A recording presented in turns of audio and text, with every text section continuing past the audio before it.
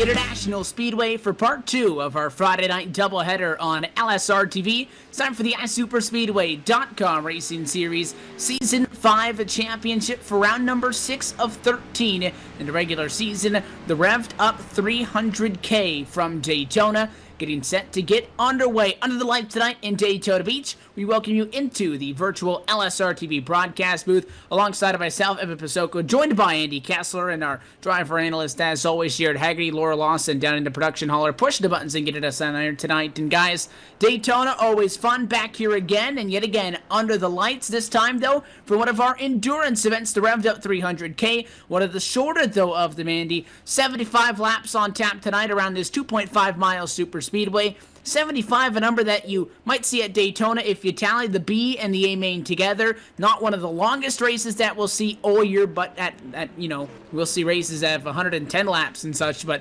by no means the longest, but by no means the shortest. It's right in the middle, an interesting length for tonight's event. Oh yeah, plenty of time for these guys to get it done, be in the back, ride around, get some laps logged, come back through, get to the front, and win the race. So there's plenty of time for these guys to do it. Lots of action can be had in 75 laps, and under the lights here, cool temperatures, lots of grip, means we should see a lot of close, tight-knit racing. Daytona always presents an interesting challenge. It's always an exciting racetrack, Jared, to come to. These drivers now enter tonight's event, closing in on what will be after tonight, about the one halfway distance into this regular season, comprising of the opening 13 of 18 races on the year. Before we go chase racing a little bit on, the story is, as it always is, win and you're in. Yeah, you got this mentality of always winning you're in. I mean, Rodney Wofford has shown that he is one of the guys to definitely be a contender for the chase this year. He's already won 2 races this year, and we're only halfway through the season. I mean, these guys who haven't won a race or are way back in the points need that win to even have a chance to get in the chase at this point. And they're going to be able to do so. The 5-minute closed qualifier session has come to a close. The field has been set, and let's take a look at our LSRTV starting grid for tonight's Revved Up 300. About Seth the Merchant, no stranger name up front, and he'll get the top spot. Didn't even put down a time at a 20-minute practice session prior to qualifying. It's going to be a 46.749 rather to get him the top spot. Andy Kessler, that's just 1/1000th quicker than Brandon Chiberko, who slots in second with a 750. Yeah, last week's winner, Rodney Wofford, he's going to roll off third on the inside of that second row with the 88 of Mark Jorgensen Jr. starting fourth. Yeah, and you got the number 12 of Corey Henry. Showed a lot of speed last week. He's going to be starting fifth. And number 87 of Ray Rittner, the second, is going to be starting sixth. Jason Altmans will roll to number 51 at Best Buy. Ford Fusion from 7th on the grid. And just after making her first start in the Rod Car Truck Tour, Stephanie Lessentine going to make her first start in the iSuperspeedway.com Racing Series. It's the U.S. Air Force Ford that starts in 8th. Rolling off night tonight in the 8 car is Dana Osborne, while Rod Flagg in the 26 will start 10th. You got the number 98 of Greg Hooks, the big city guy, starting 11th. And number 4, Tommy Hall, starting 12th. Josh Hanner in the number 24 Chevrolet will start from 13th. Donnie Giratano slips a little bit from a top 10 in practice. He'll start in 14th. The Lowe's machine of Josh Ball is going to roll off 15th, while the 16th starting spot goes to the number 1 of Chris Passini. Number 20 of Matt Bontempi is going to roll off 17th. And the 02 of Mitchell Reeves, we call him the ankle breaker. That's going to be him starting 18th. Your Season 1 iSuperspeedway.com Racing Series champion in the McDonald's Ford Fusion, the 94 of Frank Basilio will roll from 19th spot. And on the outside of row 10 in 20th, going to be the 28 of Shane McEachin. Derek Walker in the 07 is going to roll off 21st, while 22nd will be the 21 car of Glenn Hedrick. 89, the rookie of Matt Quick, is going to be starting 23rd. And the other rookie of Kelly Dahl, the number 11, is going to be rolling off 24th. Another rookie driver with a podium finish 1 week ago, and one of your I-5 bonus drivers, Justin Anderson, will start from 25th, 26th to the 96th. That's Chad Keene. The 64 of Alex Hallinar is going to start 27th, while Ryan Pylan is going to start 28th. 78 of Tony Finn is going to be 29th. Anthony Ankello is starting 30th. Outside the top 30, 31st, Dan Harrington. Robert Mitten will start in 32nd. 33rd will go to the 83 of Ramon Evans, while Daniel Ferguson will start 34th. Larry Camp is going to roll off 35th. Sean Turner, 36th. Not taking the qualifying time, it's going to be Ryan Keese. And the 088 of Kent Conley is going to round out the field in 38th. And it looks like all drivers on the grid for the start of this one. We get set for nearly a full field here at Daytona. They line up 2 wide, 38 strong, down through quarters number 3 and 4. Again, under the lights tonight in Daytona Beach. Overcast skies at 74 degrees Fahrenheit. Track temps exactly the same. Going to heat up a little bit as we progress through 300 kilometers tonight, start to finish. We're glad to have you with us on LSRTV. Round number 6 on the championship. Getting set to go green. The green flag drops and underway we go for the top spot. Set the Merchant can lead us across the start-finish line, side by side. Good start by both lines right here as they're all side by side for position. It looks like the 87 of Ray Rittenauer. He has a bad restart there. He's actually going to fall back a little bit into the clutches of Stephanie Lessentine, and in the top line is now Rittenauer is going to drop to the bottom side. Now only 2 cars on that outside line trying to make it happen. Not going to make it happen though, as the 42 of Seth the Merchant leads him into 3. Yeah, what happened there down the backstretch, it looked like number 24, Josh Hanner, went on the apron there, and he's actually on the apron still as they go through 3 and 4. He's actually going to be dropping back here early. Going to be a smart strategy, in my opinion, as you got a long way to go here in this endurance race. I mean, he's just trying to make his car last to the end, Evan. Trying to get through this one is the name of the game, and everybody to the inside of the racetrack, up inside the top 15 almost. 1 car on the outside though, the Budweiser Chevrolet of Mark Jorgensen Jr. finds himself up top, and he'll find an accompanying spot down on the inside. Slots in behind the 8 of Osborne, in front of the 87 of Ray Rittenauer the second, to find himself in the 7th running position, that time by the start-finish line. Very quickly, though, did things get spread out, and it's an interesting aspect because, again, talking about the length of this race, not the longest endurance race that we're going to see, not the shortest race as far as combined laps throughout the evening that we'll see either. Everybody wants to just kind of ride around. It looks like at the start of this one, nobody doing anything up top until you get back to the 20 of Matt Bontempi, back on the racetrack for first time in quite some time. The DeWalt Toyota Tundra, or the Toyota machine, going to get down in line, but as well the Toyota Camry gets down in front of the 28. That's the Dollar General 28 of Shane McEachin. So those are some of the first 3 Toyotas on track, and it looks like they're thinking about working together. They look to the outside. One driver's already done that. It's the 12 machine. Maybe not going to be the best strategy, though, and Corey Henry falls from 3rd back to about 9th position. Yeah, Corey Henry having some issues right there. Look, well, maybe not some issues, but issues with not having any help coming with him. He looks to the outside, try to make the outside line work. Nobody wanted anything to do with that here this early in the race. He ends up falling back, like you said, back to the 8th spot here. So it's all the way back to the number 20 there, Matt Bontempi there for 14th, where you see anybody on that outside line. Yeah, speaking of cars that have actually fallen off of pace, I want to talk about number 26 of Rod Flagg for a second. Rod started 10th, and he's fallen all the way back to 28th, just barely holding on to that little bit of draft there.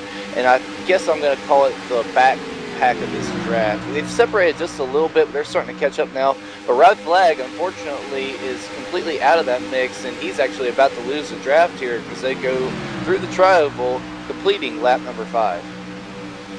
No surprise, the car peeking to the outside yet again is the 12 of Corey Henry. This time he'll find a little bit of company behind him. The number 98 of Greg Hooks jumps at a line that puts 2 cars up top just outside of the top 8.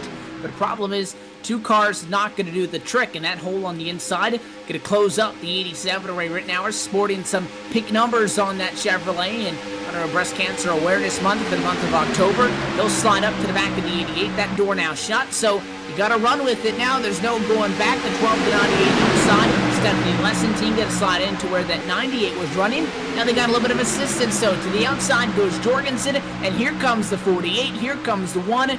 Just like that, the outside goes from just 2 cars to 6, and they're making up a lot of time now. Yeah, now they're getting a huge run as they go in through turns number 3 and 4, and that's exactly what they needed right there is numbers. You're only going to have a chance if you got numbers. And here they come now as they approach the front straightaway. We got one car, the 2 of Donnie Giratano, drop down to the bottom there in the backstretch. Not sure if there was anything that happened to him there or if he just got a little loose and decided to drop out of the way. He's going to fall all the way back to the back of the pack. Yeah, but while Donnie is falling back here, look who's coming to the front. He just got shot out of a cannon. Mark Jorgensen Jr. goes through the tri-oval to the lead. He's going to lead lap number 7, and he's going to try to pull down in front of Seth the Merchant here. He does. He takes the lead going into 1. We got caution on the speedway, Evan. Just as the change for the race lead, trouble down to turn 1, and big damage to the Skyline Motorsports number 79 of Anthony Yancallo. That car torn up and up against the outside wall. Trouble gets kicked off, though, in the tri-oval, and it looks like it's the number 11 Forces.ca Chevrolet of Kelly Dahl. This is a similar situation, Andy, to what we saw in the practice session. You saw the 11 of Kelly Dahl when we were watching before we went on air. He had a self-spin going through turns 3 and 4 because that car was loose. It's exactly what happens here. So it's in the tri-oval. That car gets loose. He does a good job of hanging on to it, but does come back up the hill. The 79's there. Nowhere for Yancallo to go, and he gets punted into the outside wall. The 96 of Chad Keene gets caught up in an incident with Dan Harrington. Dahl, in his own respect, ends up in the fence as well. About 5 different cars total get a piece of that one. Early trouble for some of these guys, and we talk about it a lot here, is just trying to find the patience early in the race, and unfortunate things happen to a lot of guys, especially when you're in these pack races like this. One guy has one little bobble, one little mistake, and then it ends up costing a lot more. Yeah, and unfortunately, Anthony is a rookie in this season, but I can't really blame these rookies for trying to make something happen in one of these endurance races. I mean, they really got to gain some points here in order to make the chase. But one of the guys that I was really impressed with throughout that run, and it's actually not a guy at all, it's actually our female competitor, Stephanie Lessentine. She actually was up here in the booth here last week, and she's actually shown that she can run with these big boys here. She's worked her way up to, it looks like, about the 10th or 11th position, Evan. What are you expecting from her and the rest of these rookies in this race?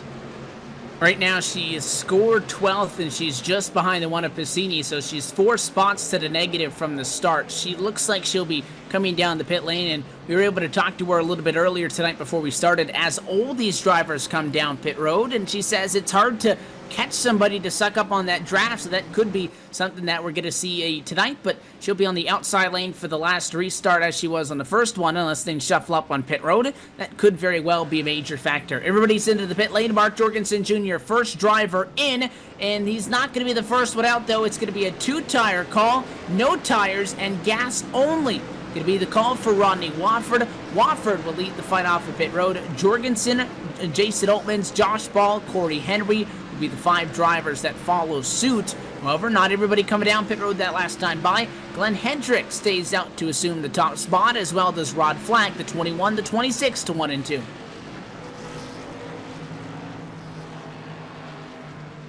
Yeah, a few guys choosing to take advantage of it right now, maybe calculating their fuel strategy, knowing they got to make a couple more stops here anyway tonight. Might as well stay up front, stay out of the trouble, stay out of the way. Typically, when you're out front, you can avoid a lot of the carnage. Riding around in the middle of the pack, though, it seems to hurt a lot of people. So a little bit of strategy. We always see that when we come to Daytona or Talladega. It's all about track position, especially early on. Yeah, but the thing about track position is important, the person who did not have the best luck in that case would be the number 3, Brandon Chaburko. Chaburko took 4 tires, but not only that, he missed his pit stall, which sent him all the way back there to, it looks like, about in between the 25th and 26th position, it looks like, and he's going to have a lot of difficulty working his way back up through the field, as we saw everybody getting single file that last run, so he's going to have his work cut out for him working his way up through the field.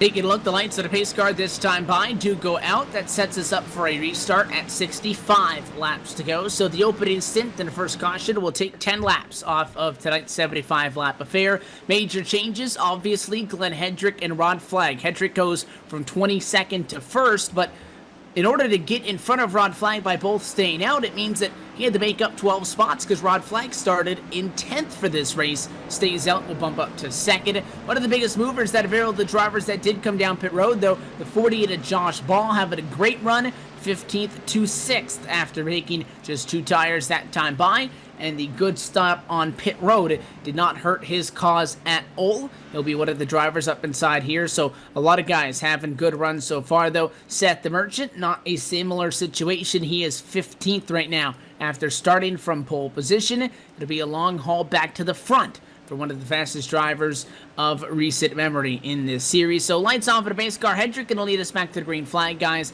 Restart going to sit with 35 drivers still on the lead lap. Only guys with major problems is 1 lap down, Dan Harrington. Chad Keene is 2 laps in a negative. Anthony Yankello behind the wall. His night is done. Yeah, one already having major repairs done. Yankello having to call it quits here early on. Definitely not what these drivers want, especially as we start to get towards the halfway point of the season. Points mean everything, especially if you can't get that win. And these guys, all these guys, all searching to get that win, and get in the chase. The pace car going to get down and away. Green flag flies and back and away we go. Hedrick on the inside going to be the first car across the start-finish line. 10 down and 65 to go. Everybody lockjaw and set with each other up on the top side. A little bit of a gap between the 48 and the 98. Nothing major that's going to stall out anybody's momentum. The outside has the momentum in their direction down to turn number 1. Inside going to get the advantage, though, as they dive down those 24 degrees of banking. Hedrick with the nose. He'll lead it at a 2. Yeah, great run right there by the 48. He's going to decide to drop down onto that bottom lane there as the bottom lane gets some real momentum down the super stretch. Or, excuse me, I'm thinking I'm at Talladega. Down the back stretch here at Daytona. That top side really going to stall out there. Rod Flag, I'm going to be by himself here as Jorgensen now drops to the bottom side. Now the 12 of Corey Henry, he's going to look to the outside. He's going to try to give a little bit of help to Rod. Yeah, we saw the 12 of Corey Henry work really well here at Daytona last week. He's a big contender, and I'm really looking forward to see what he can do here as they dive off into 1. Corey Henry, again, one of the fastest drivers last week, and he's got help from Rod Flag, but unfortunately they're going to go down. Rod Flag's actually going to leave him. He ain't got any help behind him except for the 98 of Greg Hooks, who's about maybe a car length because he couldn't get down right in front of the 20 of Matt Bontempi as they all start to single file out, going down into 3 and 4.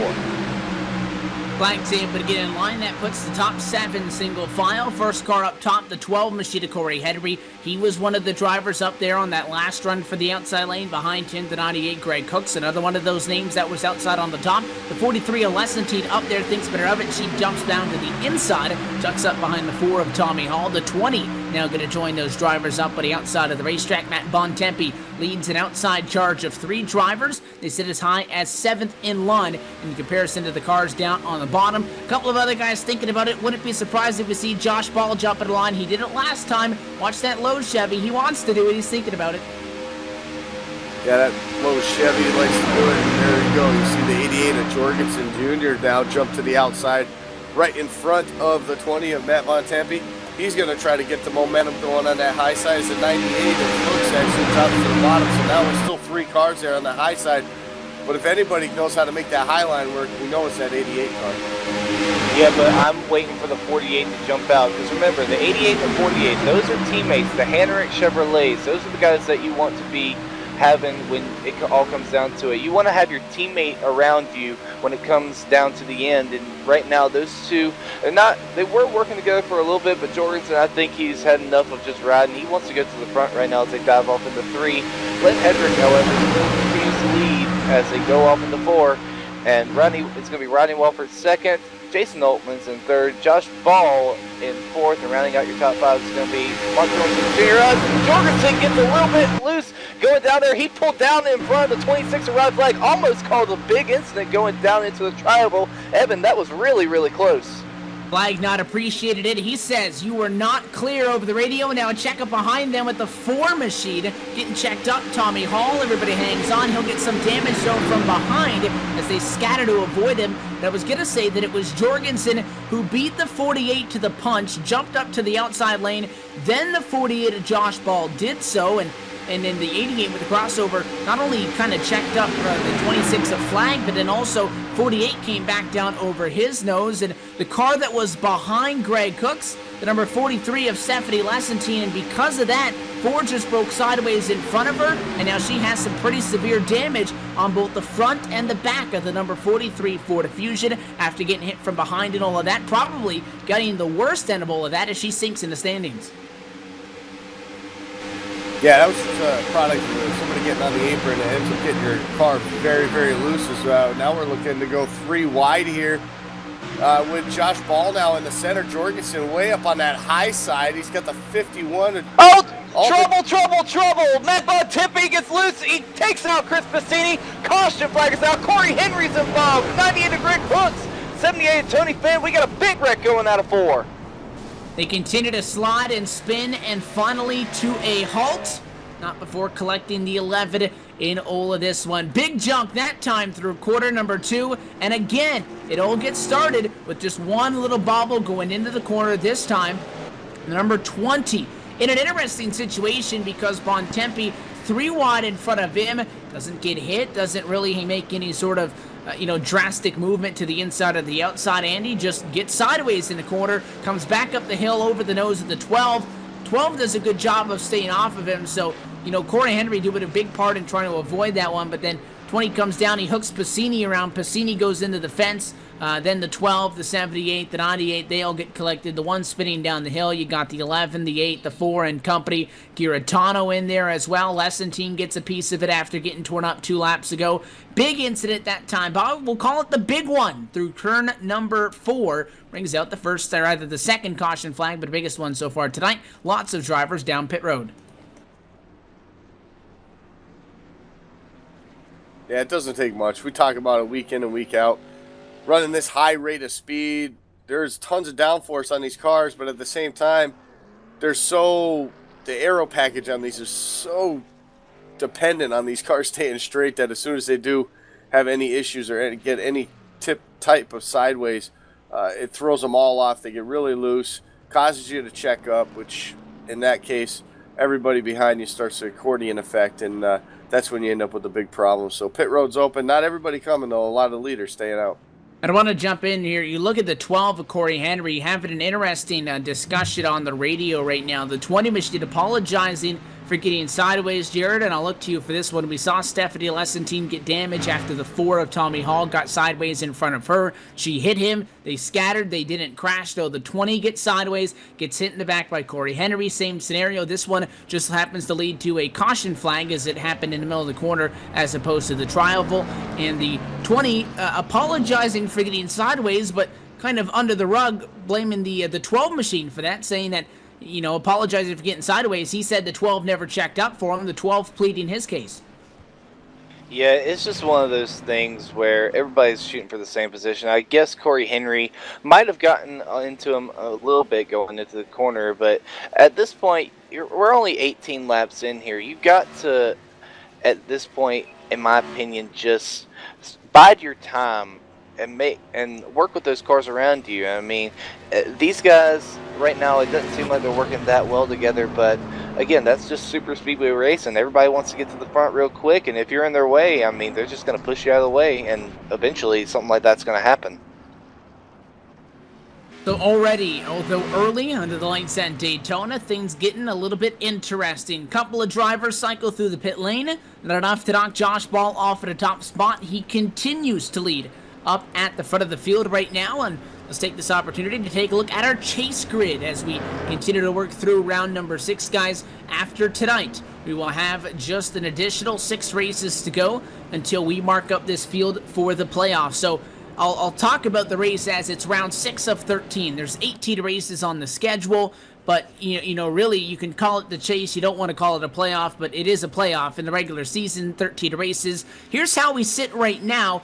through 5. At the top, it's Rodney Wofford. He's second in overall points, but sits at the top of the chase grid with 2 trips to victory lane behind him. The highest placing driver right now with 1 win is Frank Lucilia. He's first overall in points, so he's the second highest on the chase grid. Technically tied with him on the chase grid, Shane McEachin, Christian Peterson, and Jason Altmans, who sit 3rd, 18th, and 20th in points. So again, the chase grid determined first by wins and then wins by points. Those are the 5 drivers right now that are in this championship. Although we have said many a time after tonight, 6 races to go. If you include tonight 7 with 5 spots open, you get a couple of races through this season with still first-time winners. There's not a lot of places open. Right now, the drivers that are in on points, Brandon Chaburko, he's 25 points above the cut line. Josh Hanner is 13 points above the cut line in 7th. Ryan Kisto is only 5 above. Ron Mitten is only 1 above, and Matt Quick is the cut line with 153 points. So those are the drivers inside the top 10 in a chase qualifying spot without a win.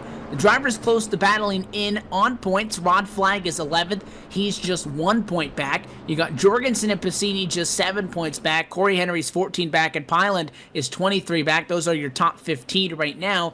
If a driver not in those list of names that I mentioned wins, as long as they're top 30 in points, they knock everybody else down. But those guys still very, very tight as far as that cut line goes.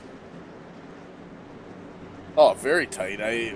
Rod Flagg 1 point back. I mean, that's 1 position on the racetrack, 1 lap led. I mean, it's going to come down to it. As long as these guys, as long as we don't get all these guys collecting all these wins here, but it's tight. Every point means something. Every little incident on the track is magnified that much more, especially late in a race. You got a good race running. You're in that top 5, top 10, having a fantastic night. One little slip up by somebody or even yourself, and that could really just hurt you and put you way back out of it. So, in reality, 5 races into it, every lap means something, and I think that's why we see the tempers flaring just a bit here early on in this one. I don't know. To be fair, though, I mean, if I'm one of these guys who's still in the points hut, I honestly want one of them to win, and just in case I don't get another win. I mean, these guys who are already locked in, they can go for the win. They can just have fun and ride around as long as they stay in top 30 in points. But if they get another win, that automatically puts a guy who's close in on points into the chase. So in my opinion, you want those guys who have already got the first 5 wins to get a win. I mean, Rodney Wofford.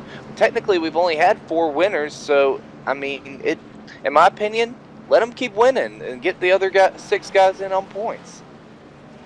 The lights go off for the pace car. Wofford, as you said, with 2 wins on the year, sits atop the 5 drivers so far that have gone to victory lane. 2 wins does guarantee it. It doesn't matter who else wins the next race. So for those guys that have wins, getting a win tonight, I'm sure they would not object to that either. The pace car gets down and away. Josh Ball on the inside of the racetrack and bring us back to the green flag. Green flag flies back and away we go. This time it's lap 20 that goes down, lap 21 in the works. So much like that first stint and first caution, the second green flag stint and the second yellow take another 10 laps off the slate tonight, down to just 55 laps to go, and the battle goes down through 1 and 2. Outside with the advantage as far as track position wise goes, the 88 needs a push from the 7 though down the back if he wants to get clear. I don't think he'll get it.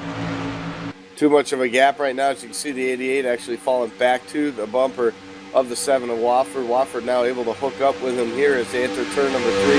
Josh Ball though, he's going to clear now off a turn, or in the middle of turn number 3, as the top side now starts to get spread out. Yeah, but actually, if you look, these top 15 cars are actually starting to form a gap back to the cars who start way back there. It was actually a very broken up restart, and you see a lot of separation now between these 2 to 3 packs that we got going on here. I mean, in the long run, this is good, and they're going to be able to run their laps and just wind it down. In my opinion, they just need to ride here for the rest of the race until we get right down to it. Things single filing out again at the front of the field within 2 laps of going back green. Couple of guys taking a peek to the outside. The 92 just see what the fresh air is like. Not going to do anything with it. The first guy that's stuck up there is Rodney Wofford. Scored in 5th the last time by the start finish slot, and looking like he'll be about P9 this time, dude. as he goes to the outside of the racetrack, continues to slide back. The 92, though, maybe his saving grace. It's that Monster Energy Chevy jumping out of one. Nobody yet going with him. It does not take a long time, though, to go from 1-2 cars on the outside. You get 2-3 other guys to jump out there. Next thing you know, the momentum's in your direction. The 92 jumps out to work with the 7, and just as he falls back there, Andy, the 7 drops in line, and now there's no help for Rob Mitten. Yeah, everybody's kind of complaining, I guess, on the radio that he's having connection issues, but I don't know, everything on my screen seems to be all right, but the 92 jumped out of line, I think, on purpose there, separate himself away from some of those guys, but it looks like right now everything's kind of settled down for the 92, Mitten able to get back in line right now. Unfortunately, it's back to the 10th spot. And what I'm actually noticing right now is these cars in the back. I'm trying to see if they're even going to be making any moves. And right now it looks like right now they're trying to get single file. I'm actually watching the number 43 of Stephanie Lesentine leading the pack of about 6 cars. And these are actually some pretty big names back here that are behind her. You got the number 1 of Chris Bassini, 96 of Jack Keane, who we've seen up front this year. Also the 10 of Ryan Keese, the 25 of Dan Ferguson, and 24 of Josh Hanner. All those guys are very capable of working their way up through the field, but right now they're just going to be riding back here, and it looks like about maybe the 20. Stephanie was 23rd that last time by, so those cars that are back there in the 20th position, they're just going to be riding here and hoping it stays green to the end. She's probably going to fall off. She needs a caution because that car is damaged, and that's why she continues to fall down the standings. Up in the front of the field, though, challenge for the race lead. That last time by, things a little bit calmer this time down the back stretch into turn 3. The 88 was over the door of your race leader, Josh Ball, that being Jorgensen up top. Nothing going to happen there. He loses a couple of cars from behind. The momentum stalls out, and he'll fall to 5th. This time by the start-finish line, just behind Rod Flagg, who on the inside is going to be the 4th car in line down low. Into the outside wall. It's Derek Walker. He gets shot. The defense comes down. He'll come into Frank Busilia. 07 sliding back up the hill. And he'll do it at a roll. Oh, now big trouble behind them. That secondary pack plows into them. Caution flag will fly. And I was going to say, Walker slides up the hill, guys, at a roll and avoids major catastrophe. And then as he was sitting there trying to get out of the way, that secondary pack we were talking about comes in and they plow into him. All starting with the 07 just getting loose in the tri-oval off of the nose of the 7. And then that secondary group comes in there, Andy. They're wrecking, though, by the time they get to the 07. I'm seeing the 1 of Chris Bassini. He's already sideways, so I think Bassini checks up, and the 33, yeah, just didn't get the memo. Larry Camp ran him over. Yeah, Larry Camp just absolutely ran Chris Bassini over, and Bassini, God bless, he had nowhere to go at that time. He saw those cars. I mean, the car in front of him was coming down to try to avoid the 07 of Derek Walker already, but I guess Larry Camp, again, just didn't get the memo, collects a bunch of cars in the process. Stephanie Lesentine being one of them, and Josh Hanner just barely misses him. I need to get a replay on that because he just barely missed the 43 of Stephanie Lesentine and the rest of those cars that were wrecking in front of him. He's able to sneak through, and others not so fortunate. We'll take this moment to take a commercial break. Rodney Wofford is one of the drivers that gets through. He's looking to pick up his 3rd win on the year, but it's Josh Ball who leads, still looking for a trip to victory lane. He's your race leader at Daytona, 27 down. Still quite a few to go. You're watching the Revved Up 300 with the iSuperspeedway.com racing series on LSRTV. We'll be back in just a moment.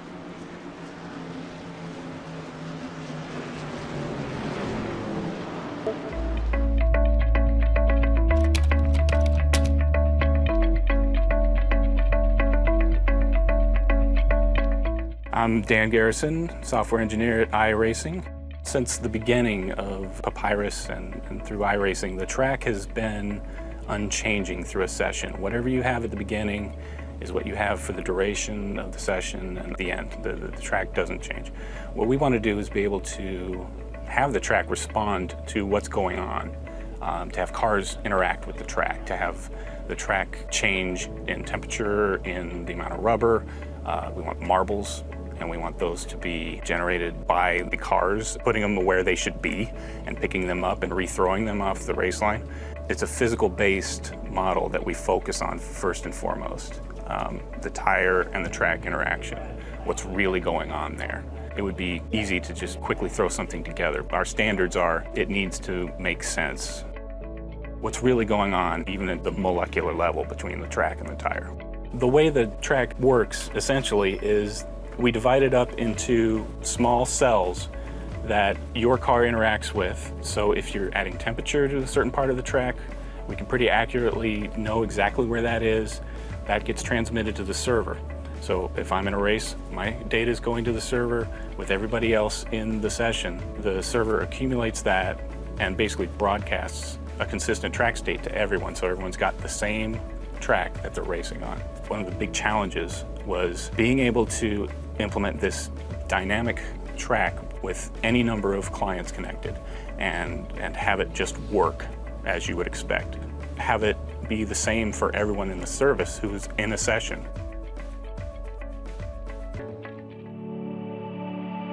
So to kind of give a little bit of a preview of the state of things right now, I basically have run a number of laps at 5 flags with the effects exaggerated for demonstration purposes so that we can kind of immediately see what's going on with the track. Right here is basically the track at the beginning of the session. There is a little bit of rubber on there that's put programmatically. That's the starting state of this track, and it's fairly low rubber at this point. If we skip ahead to the end, I did about 30 laps. So at the very end, you can kind of see all this darkened in right here. This is where I was running the car. So, well, there you go.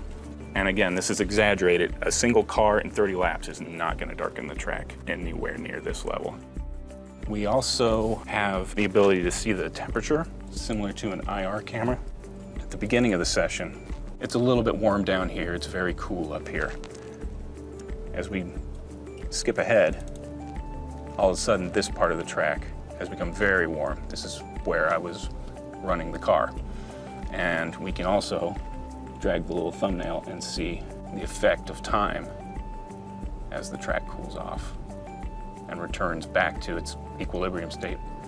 Before we had fairly symmetrical tracks. Now, because the sun is shining at some angle, one side of the track might be particularly hot, and 180 degrees around the track is going to be significantly cooler because the sun isn't really pointing at that. So you're on a track where maybe you basically treated it as 2 equal halves. Now you need to adjust to that. With multiple cars over a long race, you're going to have to seek out where's the grip, where is it going, how is the track changing.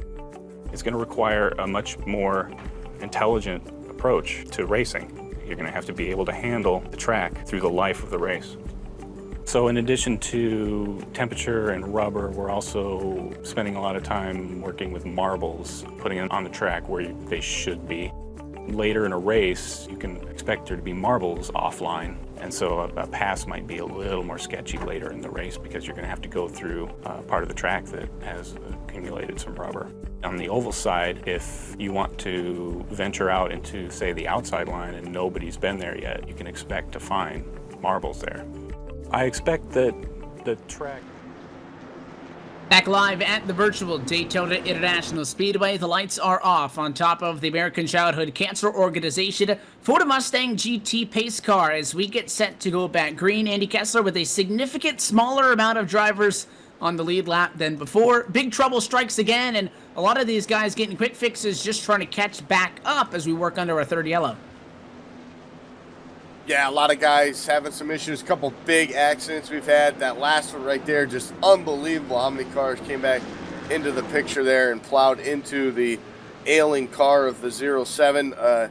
Everyone's now regrouped, though. We're going to get this thing fired back underway. But like you said, only 27 cars now on the lead lap. So the field definitely getting shorter here as every lap ticks away. But look who is in the lead right here as we go to green. The number 4, Tommy Hall. Where did he from in the throwback Kevin Harvick paint scheme? They're going to go down to the tri-oval to the green. He's going to lead them off into the tri-oval.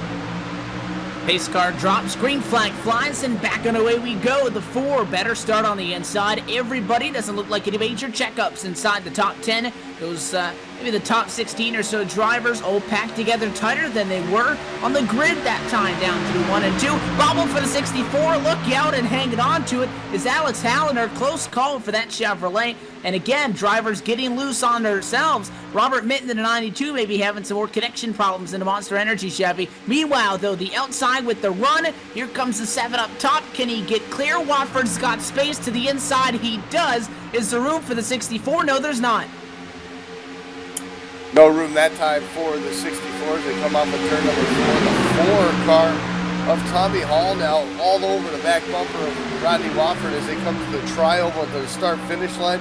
The top line starting to fall back. Here's Josh Ball now trying to fill in the hole and get that 3rd spot away from the 64 of Alex Halliner. Yeah, but the problem with Alex right now is that he's not being able to hold a line. He's done a lot there, especially through the trioval, and he's not being able to hold steady enough for the 21 of Glenn Hedrick to get up behind him and push him, so that's really going to hurt him here in the long run. It's the only other person they got up there. It looks like it's the number 92, Rod Mitten. Unfortunately, he's been having connection issues all night, and about maybe 3 car lengths back to Rod Mitten, you got number 88 Jorgensen and the number 51 of Altmans, who actually, he looks to the inside, doesn't take a look. But right now, it's still Rodney Wofford leading, followed closely behind number 4, Tommy Hall. And I'm noticing now left side damage on the left side at the number 21 Glenn Hedrick, so the connection issues could be still arrayed here at Daytona. Didn't get into anybody, but got a little bit close with the 26 of Rod Flag, and now there's left front wheel well damage on the number 21 Ford Fusion, and now it's going to go away. So again, connection issues running amok here at Daytona, and he's going to, how about that though?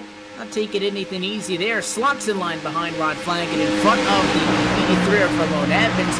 And not surprising to hear that some of these guys struggling with them connection issues. And again, it looks like the 92 of Rod Mitten as well, continuing with those. He hasn't hit anybody, at least on my end of things. He's got no hood or bumper. Not sure what's coming through on the screen, but there is some pretty severe storms going on the East Coast, and some drivers not here tonight because of that, and some drivers obviously having some side effects of that out there on track. That's one of the biggest factors in sim racing, is you have to have a strong connection, and it can play some major havoc when that's not on par. Yeah, it definitely can play some havoc on when you're relying on that connection to get the job done, so you can get the job done. So here you go on the outside though. As we go to turn number 3, the 21 car getting a little bit of help there. That's Glenn Hedrick. Had a kind of a sluggish restart there, but he's able to lead this top line now as they try to work their way up to that top 5 position, but still having some issues, and they're talking about it a lot there. It's the 92 of Rob Mitten, and the conditions of his internet just might not hold up here, and might cause some. The 7 leads on the bottom of the racetrack. Those top 3 are clear, and the drivers behind the 92, they're letting them know that, you know, your car's blinking in and out. And I know that one of the fun things that we talked about, Andy, during the truck race is that we did not see when the clock went out as far as when that race would come to an end on time. Well, right now, what we're seeing on our end of things is the 92 that, as you just said in my ear, is a modified, because he's got no front end, he's got no back end. That car's kind of breakdancing in the corner. What's coming through on the TV cameras appears to be a car that has no damage at all. So that could mean that if you're the 51 of Jason Oatmans who ducks down a line, he wants to get away. One driver can see a perfectly fine race car go up to push him, while the other guy's going to see a car that's having some major problems. And that can cause a lot of problems when there's a race car where you may not necessarily know exactly what it's doing.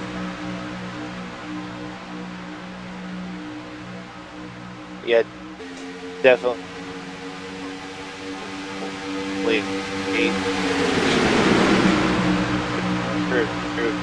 And the 92, I mean, he's just. Yeah, the 21 right now on that high side lost all of his momentum,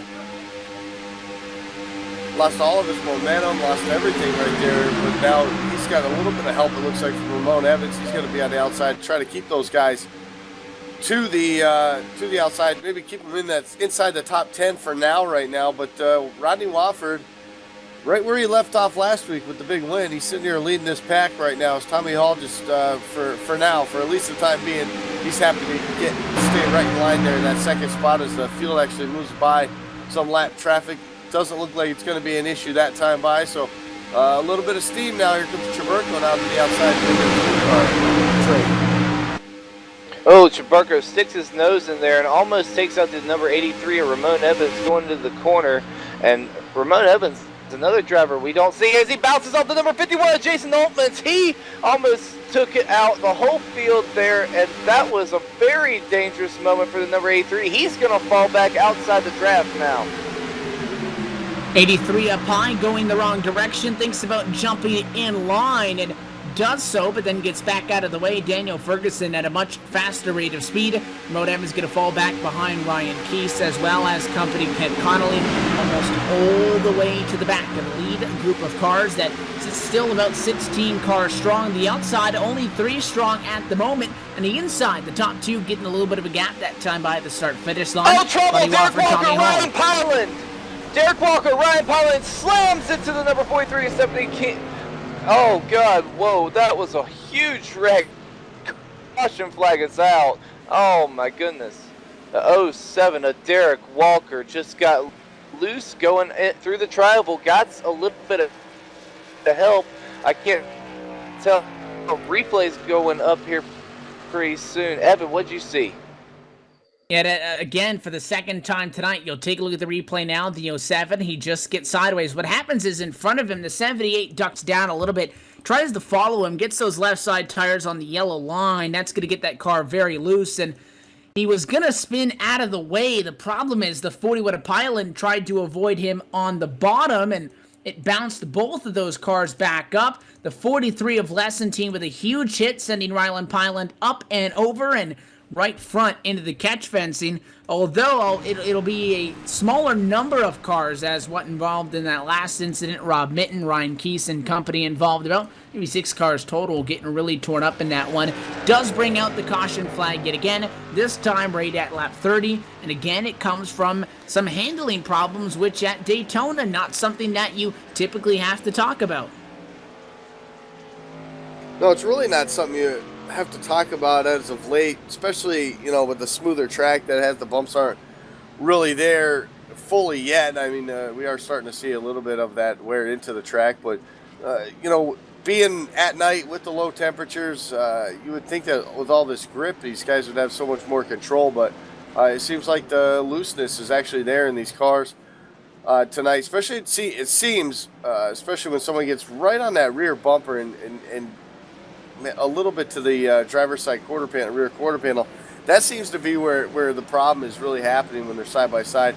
Maybe some guys trying to get that side draft, and the side draft's really causing some issues for some of these guys.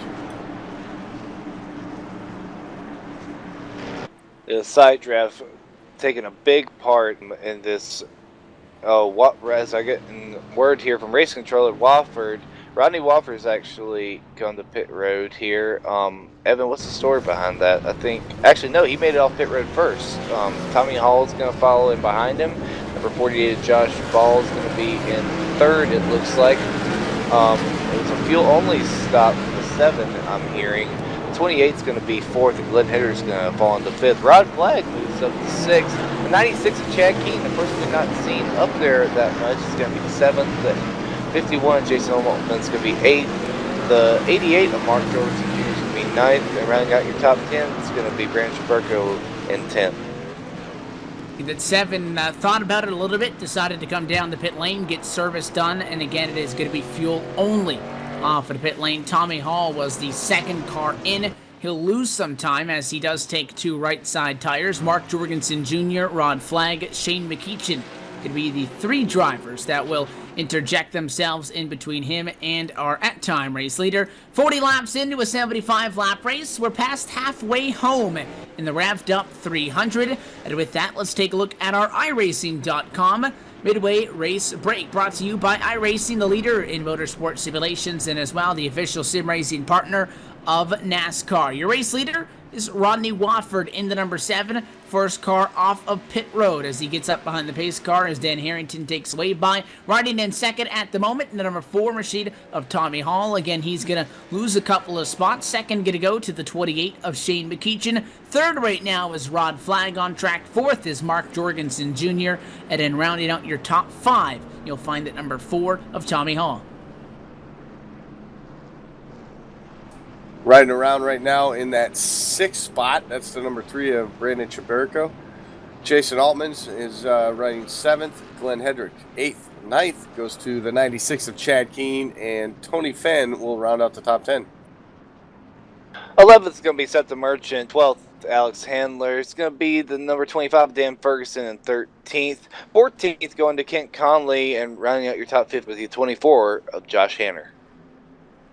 Continue on to the field, the 92 of Rod Minton sits right now in 16th spot, continuing to struggle through some connection issues at the moment.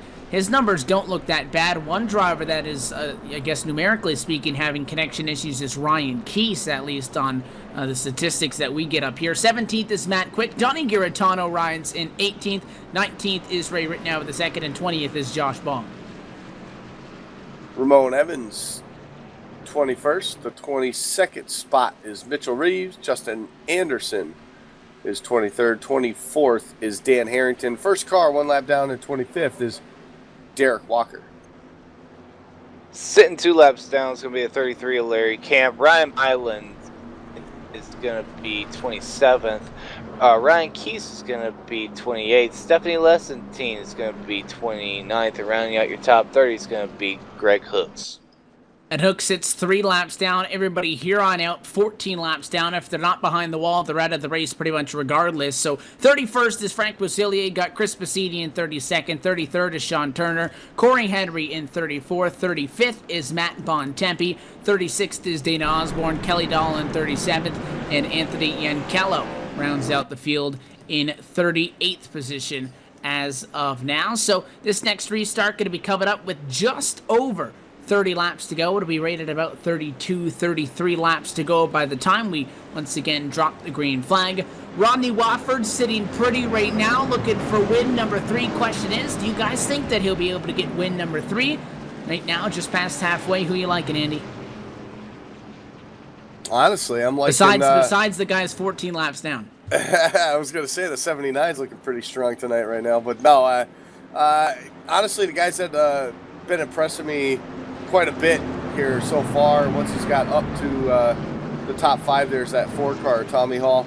He's done a really good job here tonight, keeping his nose clean, staying up front, really staying on that bottom side, not really pushing the issue to go to the outside, at least not yet. So I think that 4 car is doing a heck of a job here tonight, and I like where he's sitting. That 4 car's really impressed me, but I'm actually going to be going back a little bit farther here, and somebody who's kept his nose clean all night. It's going to be the 77 of Justin Anderson. The 77 has proven he can win here in this series, and even though he's going to be all the way back at 21st, he's still been sleeping this entire race. I think he'll be able to make his way up to the front with some of those other cars. What do you think, Evan? Well, I'll tell you what, as I see that, I look back, and that's a Baltimore Orioles Ford Fusion. I'll refrain from further comment on the 77 for the remainder of the race. You know what? I'm going to go with Rodney Wofford. We'll see how the driver of the 7 does. He'll be the control car for this next restart. The pace car going to dive down and away. Green flag drops, and supposedly back on the hammer we go, but a little bit late on that was the 7 of Wofford. It's McEachin on the top side of the racetrack with a push from the 88 of Jorgensen with a run, and with the race lead down to the inside, the top spot to turn 1. That's the first time we've seen that all night long there with that outside line able to take over the lead on the restart. Wofford, we talked about somebody being sleeping there just a moment ago. I think maybe the 7 might have been caught off guard on that restart. Jorgensen Jr. now fall back to that 3rd spot. Oh, now Wofford's going to go to the high side. Jorgensen's going to try to go to the big turn in front of the field. Rodney Wofford into the outside wall. He'll come down, take a few more with him. The 64, the 77, the 88, and still coming through. Drivers desperately trying to get him wound up in time. Most of them will do so. And just like that, Andy, maybe I should have taken the drivers 14 laps down. Trouble for Wofford at the front of the field, and this stems back to that restart. Didn't get on the gas right away, and it's interesting because at Daytona, the pace car's gone, the green is out almost right away. 7 didn't get going. He goes to the outside of the racetrack to try to do a move, and the block gets put on him, and although it's maybe not as blatant maybe as we've seen blocks in the past, guys, this continues to be a controversial issue. The block is put by the 28, the 7 moves up a little bit to avoid hitting the 28, and then gets turned from behind after the 88 sticks and O's in there on the inside. It leads to big junk as Wofford gets, shunted out to the outside wall. He collects other guys as they come down. You'll see a replay now. But again, some sort of an incident one way or another kicked off by that race leader jumping out to the second lane to defend the race lead. It's such a tough thing. You see a hole, you try to jump in it. And, I'm not going to sit here and blame anybody for anything that happens in these races. Everybody's doing the same thing. They're all going for the win. They're all trying to do what's best that they think for themselves at that moment. Sometimes things just happen too quick for you to actually make a decisive judgment on what to do. But I know these races, or at least this race, is longer than normal, but not too long. We talked about that earlier. But, man, I think there's just a lot of guys that just try to, whether it's the blocking, whether it's whatever, just let the guy go. You got 30 laps left in this race, I mean, it's not go time yet. So I'm not sure what's going on, but I definitely know that, being a racer, it's all about getting that best position at that present moment. And quite honestly, in reality, you're really not thinking about what lap you're on. That's the job of your spotter or your crew chief or somebody to be in your ear to tell you, hey, calm down, don't worry about it, let them go, that kind of thing. So I just think it's just a combination of a whole bunch of stuff, just not working out at certain times. Yeah, I would completely agree, but at the same time, I gotta think that you have to draw a line with the rules. I mean, with the block, it really does work when you're trying to make it work on the backstretch, but we've seen time and time again, as soon as you try to block either into the entrance of a corner or maybe even during the corner, or even the exit, it's time and time again, we just see more and more wrecks happen, and eventually this will get addressed. I think Rod Flag will make the right call for the league going forward, and it will get resolved, and we'll have good racing from here on out. Well, and this situation here with Shane McEachin, guys, too, this quote-unquote block from the 28 is nothing as far as, what we've seen earlier. I'm a Jeff Gordon fan, but I think that, Brad Keselowski getting a penalty or a black flag in New Hampshire was the wrong call. You look at Shane McEachin, and I agree with Jared in the fact that the rules state that you can't move up to stop you can't go up to block that outside lane, but we've seen it time and time again, and it's caused time and time again incidents.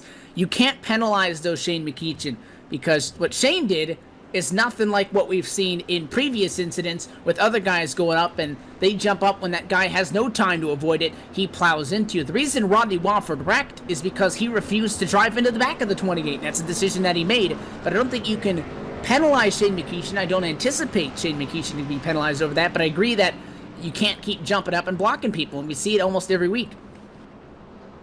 Yeah, but how do you police that? Just start throwing penalties out, and it's a judgment call, like you talked about with the restart.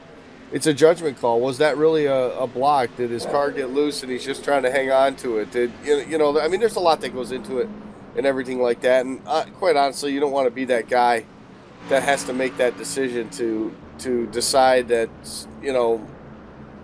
car number X is the one that, you blocked. And then you get the driver saying, I didn't block, I got loose. I moved up the track. I'm sorry, or whatever. So it's just such a tough thing to police. It really is. And honestly, I think the drivers really need to, on something like that or an issue like that, just need to talk to each other maybe a little bit better and just, especially, listen, if it was 10 to go, yeah, do what you got to do. You got to win, but with 30, 40, 50 laps left in a race, it's got to be on the driver, and you can't, how do you put somebody in that role to police that? You really just the driver's got to learn themselves when, when's a bad time, when's a good time, and For a lot of these guys, I know there's a bunch of rookies in this league and stuff, and I know there's a bunch of veterans, so it's a good mix, but it's definitely maybe just getting used to each other,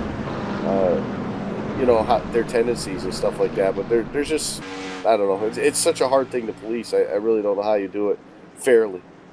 Well, despite all this controversy going on here, I've actually just gone through the top, I'm going to say 8 here in this last thing, or in this last little stint as we go back, get double foul, about to go back up to green.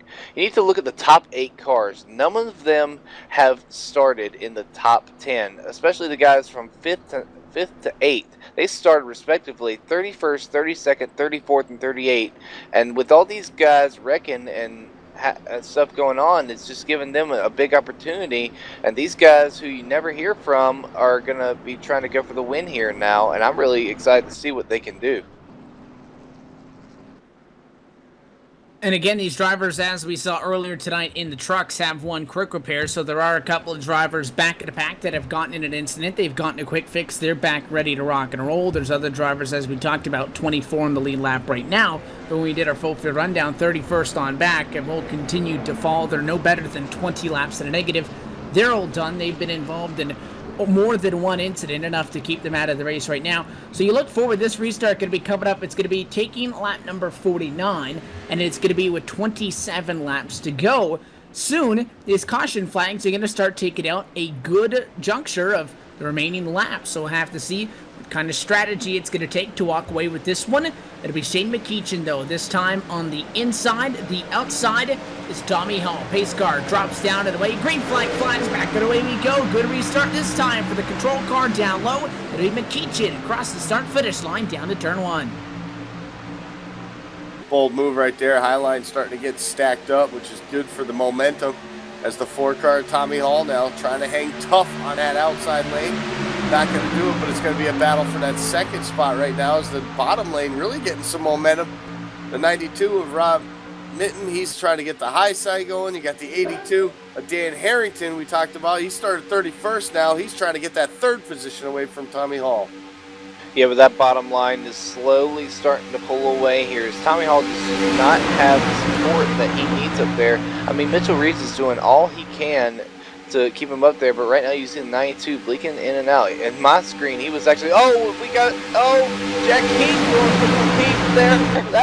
He tried to pull a block there on the 4, and he actually almost took out the 4 there. And I don't know about that move by Chad. He was just trying to get to the front here real quick, Evan. And he jumps down to the inside lane, is able to make it work. Didn't have much space in between the number 4 machine as far as on the outside, the 82 and the 28, but somehow finds a spot in line, gets the job done. And you see the 28, 96 looks up top, the 28 goes up to protect that lane. That's what you're allowed to do. Jumps back down, keeps it there. The 4, though, at Tommy Hall wants these guys to make a decision because he needs somebody to work with.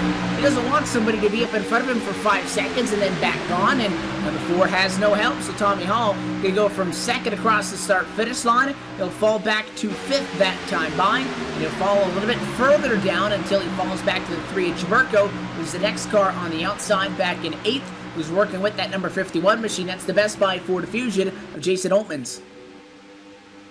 Yeah, the high side trying to get the momentum, but it's just right there. We just saw the block, the 96 trying to block.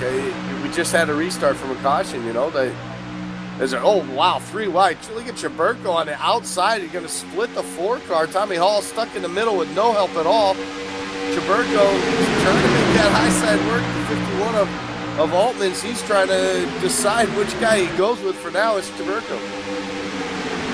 It just doesn't normally work, though. I mean, we see that a lot. You got guys with a big run coming up the middle. Somebody jumps to the outside, Jared, and, you know, that means that the car that jumps out in front of you is going to be the one that you push to the lead. You're not going to get the lead. Typically, that's how it works. So we see these guys a lot of the time. They don't want to, push that guy because they feel, well, he's cutting in line. We're the ones doing the work. They go to the highest side, but rarely does that 3rd lane ever do anything.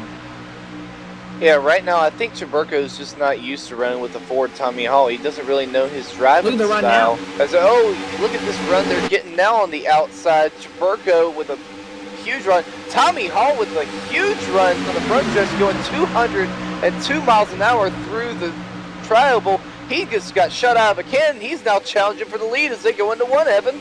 And it didn't even work with him. Right away, contact for the race lead. Shane McEachin gets doored by the 4. That's going to cost a big checkup. 96-82. They all hang on to the race lead. Goes Tommy Hall. Chaburko going to stay up top with Altmans. They'll take over 1-2 now, down to quarter 3 as they both get clear and duck down in line. A lot to decipher from all of that, but the 28 slid up. He hit the 4, did a good job of saving it, but that run on the outside lane, Andy, was not even, they didn't even want to work with Tommy Hall. They still thought about going high on him. They conceded, they dropped in line, and look at the run that they got. They pushed the 4 all the way to the front. Chaburko, though, they take over the race lead, and Jason Altmans at that time had slid into second, though. He'll fall back to 4th right now. Yeah, Altman's actually washed up in turn number 3 there. I don't know if he got loose from the draft or what it was right there, but that allowed the 4 of Tommy Hall to get to the inside. It allowed McEachin also to get to the, get up to that position. So Altman's able to drop back in line in 4th spot right now. And looks like the top 10, 15 cars now, all single file on that bottom line. Yeah, but right now I'm praying that number 4 Tommy Hall just knows a lot better to just stay there on that bottom line, because none of these guys are honestly used to working with him, and in my opinion, if he makes a move and tries to go up there and make a move, nobody's going to go with him, and that's just the risk you're going to have to take here as we are coming up here on 20 laps to go here next time by. And Evan, this race is winding down. What do you think these guys are going to start doing as it gets to crunch time?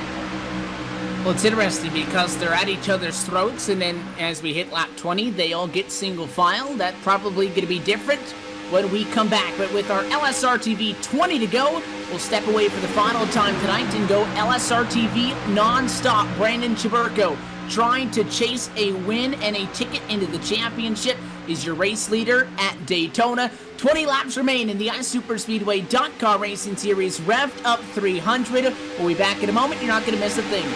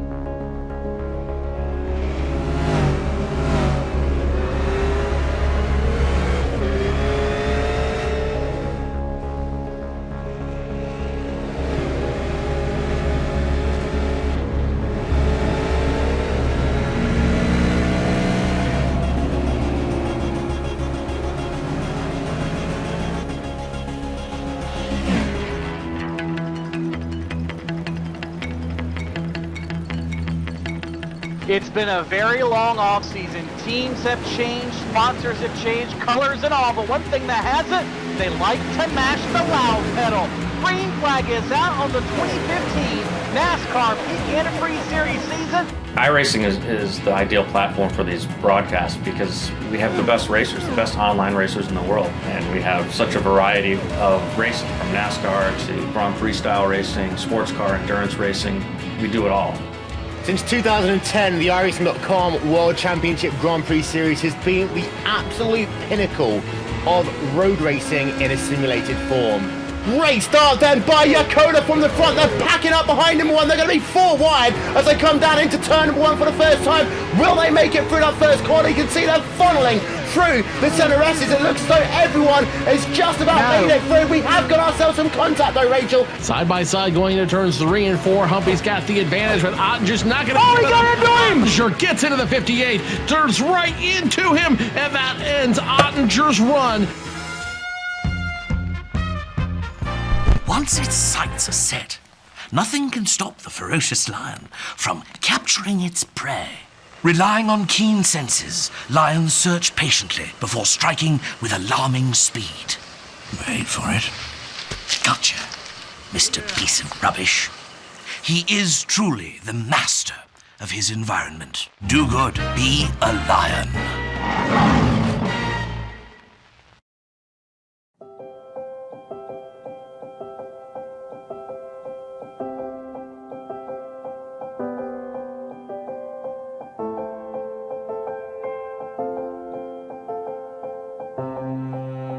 Trucking has always been a part of me. It started years ago when my dad and granddad were hauling vegetables to market in Liverpool. The family immigrated to Canada in the late 60s and settled near Alliston, Ontario. I bought my first truck in 1982 and Mercer Trucking was born.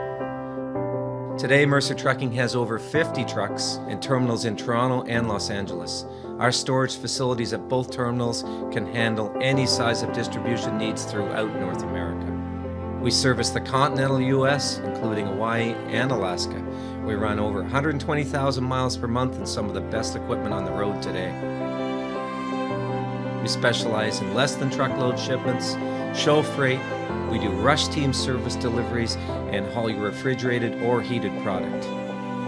Our regular team service from Canada to California is second to none, and our staff and drivers are among the best in the business. I'm proud of our people and what they can achieve.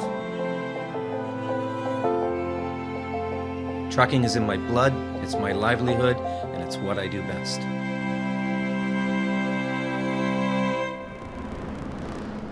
We're back live at Daytona at a slowed pace in the closing laps of tonight's Revved Up 300. And as you saw on our LSRTV side-by-side, Andy, problems around Dan Harrington's 82. You take a look now, and it got really ugly from there.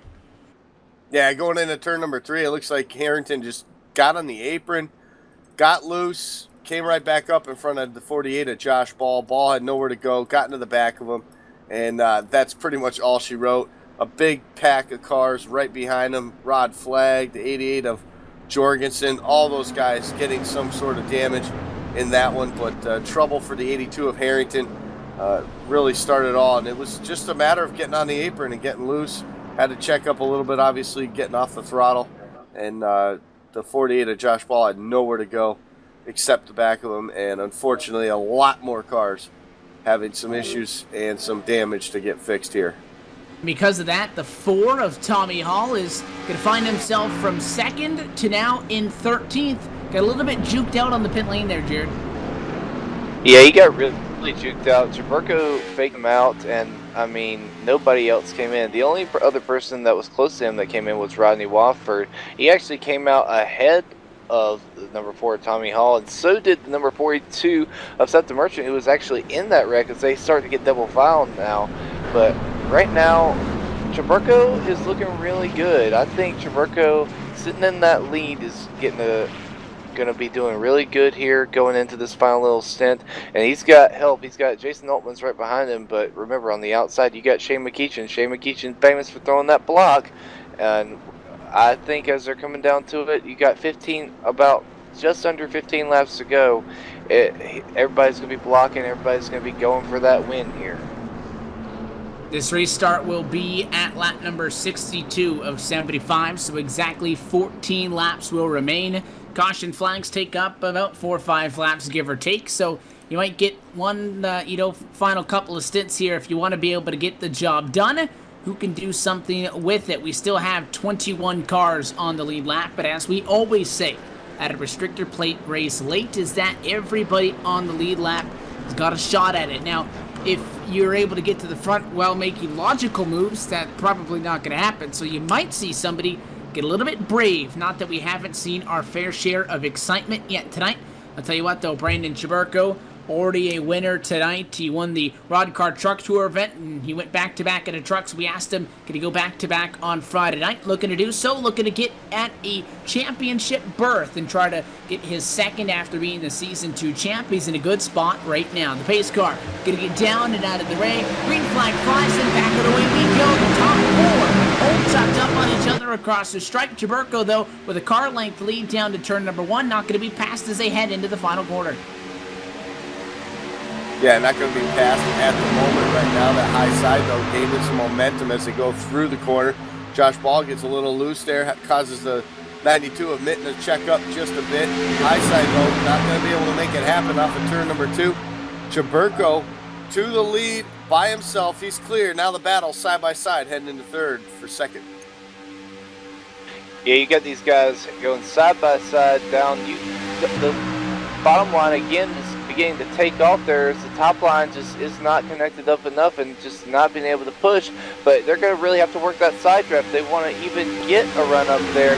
They're going to have to make something happen here pretty quick as we are coming up on 13 laps, or 12 laps to go, excuse me. And, I mean, he's just not having any luck right now. He's got to keep pinching down as he loses another position back to 5th with Glenn Hedger. Tell you what, the best case scenario for our race leader, I think, is a green-white checker, because 2 laps off of a restart all night long, everybody gets single filed out. Now they start to rebuild that outside lane for the bottom up. The 28 going to be the first driver to jump out. Shane McEachin, 21 in front of him. And then they will become in front of that outside group. The 92 is still there. And Rob Mitten is still having some pretty major connection issues. The 48's relying on a push from him. Sent the Merchant behind into number 42 is pushing him. You got guys racing now in a tight scenario with a race car that does not have a 100% strong connection going on. Could get ugly, especially, Andy, as we've been talking about. Those guys going to start pinching down on the bottom. They're going to try to get some side draft, and at that point, no minor mistake is viable, let alone a small blip from a race car from a connection problem. We'll see how it works out. Glenn Hedrick, though, trying to get back to victory lane in an iSuperspeedway.com series race. He leads the outside charge, gets up to second before they stall in third. Yeah, they stalled just a bit right there. It looks like McEachin's actually having some trouble keeping that car in that middle groove there through the corner. So I'm not sure. These guys are just having a lot of problems with tire wear and being with this new dynamic track. That's causing an issue right now. It's that top side. Oh, we got trouble. The 92. Just like we talked about, him in the 42 makes a lot of contact, set the Merchant. In the 92, and he got loose. That's what it looked like. But again, with those connection issues, I'm not surprised to see that happen. And he is really slow down the back straightaway. No caution will fly. He'll drop out of the pack. Tough break for Rob because he's had a fast car all night long, Jared. But sometimes speed just can't. Oh, the 28. Oh, Shane! Up in the front of the field, Shane McEachin just drives it into the outside wall. Big trouble out of 4, and he'll spin down the pit lane. Caution flag will fly. And I was gonna say that sometimes connection problems can't just be overcompensated from sheer driving and then contact in the exact same spot we saw. This one I'd have to put on McEachin, though. He jumps up to the outside lane, comes down, tries to get back in line, but by the time he does so, Justin Anderson is there. 28 gets loose on the nose, and that car just got tight, drove it all the way to the fence. He came back down and dumped the 77. Well, Evan, I hate to interrupt, but I mean the caution actually did start in 3 and 4. The 3, when they went down into 3, Shane McEachin actually slid up the racetrack and then came back down to try to get back in line. That checked up the 48, which in turn checked up the 92, and unfortunately the 42 was already right there and just was able to getting to the back of him and causing that stuff. And now, coming on the exit there of turn number 4, it was the number 28 Shane McKeechin. He did what we saw happen so many times last week when you did not take tires. That car would just automatically, as you were coming off the corner and onto that, from that banking down to that flat part of the track, it would just slide up the corner and it would just hit the wall going right there out of 4, and you see just destroys number 77 of Justin Anderson there. Unfortunate for him, as he's already used his and which has a lot of guys. So we've only, it looks like, got about. Yeah, Divergent wrecked down the back, but again, that did not trigger the caution. Pace car lights still off, still green until the 28 cuts across the nose of the 77, and then you see that incident there. And I'm starting to think, Andy, that there may be a method to your madness, because I said the 7 of Rodney Wofford was doing good, and he got up in an incident right after I said that, and he was collected in this incident. Jared said that the 77 was his pick, and the 77 has been caught up in an incident, so I'm starting to think that there's a method to your madness as far as picking guys 14 laps down. I'm telling you, you know what's going to happen. There's a secret to it. It's going to be, and it's either going to come down to these guys they're all going to get mad at us and tell us not to pick, or you're going to get guys that want to win or they're going to come and offer us money to pick these other guys they don't want. So I don't know. It could work out good for us or it could not. I was going to say, I don't know if that's that bad or not, but. Well, I think we should just go ahead and pick the guys then, and that way just give the guys who haven't gotten any luck in the bags just a chance at least. I mean, that way if they get caught up in an incident, it might not be any change in pace, and then if they, get a good run out of it, then they might throw money at us, Andy.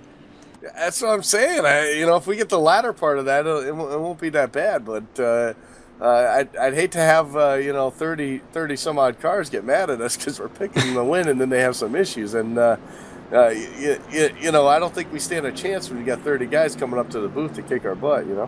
Well, I mean, look at your pick right now. Look at the number 4, Tommy Hall, right now running in 7th. And he's not had any problems so far. Knocking on wood right here. I'm doing the same here. I crossed my fingers when I said his number, so I don't know if that has something to do with it. Does that mean you're going for the 8 then? Does that somehow translate to twice the number? Or? I don't know, something. Who knows? Well, anyway, look, Tommy Hall has run a really good race. The 8's 50 laps really down, so that goes with with your pace. Yeah. I did pick the 79 first, though. I don't know. Okay, fair enough. Well, I'll tell you what, we got 18 on the lead lap now, guys, and we're inside of very quickly what is going to be 5 laps to go or so, maybe 6, 7 by the time we get back green. This leaves the window open for one final caution flag with an opportunity, I guess, to go back green. If they don't wreck quickly, though, we get to lap 71, a caution flag ends this race. Chiburko's got to like his chances right now. I'm not normally somebody that talks about if you're talking predator versus prey, I don't like being the prey as far as you're sitting up there because there's not a whole lot you can do besides throw a block, and that's already been well discussed tonight. But these restarts, everybody goes to the bottom on the first lap. I haven't seen the outside lane still be there inside the top 10 after an opening lap all night long. They're there in 3 laps, but Chiburko might not need to hold them off for 3 laps if they wreck. No, you're right, but there was one instant. Now I can't remember the car number, but we said it. But I think that was just because Wofford had a bad restart there. But it's all about the restart. It's all about what Chiburko can do on that bottom side. If he can get through the gears, not be asleep when this thing goes back to the green flag, he should be all right. But like you said, if these guys, whoever's on the outside when this thing starts, starting with the 51 of Jason Allman, if he can't get any help, then it's going to be tough for him to get back up there, and that's when you see guys make mistakes or make moves that could cost him. And we saw that a few weeks ago with a big wreck when these guys were coming to 2 to go. So things like that can happen. We never know. It's never over till it's over. So we'll see what happens here on this restart. So do we want to go ahead and make pace car? Well, I've already made my pick, and that has not worked for me. So I'll stay out of that discussion. And, look, he's taking it. Well, we'll see. Let's see. We got the 3, the 51, the 96, the 21, the 48. Those are going to be your top 5 for this restart, and this restart comes up with 6 laps to go. So again, if we get a caution on the first lap off of this restart, this race will get a caution, and we'll probably get a 1 or 2 lap shootout.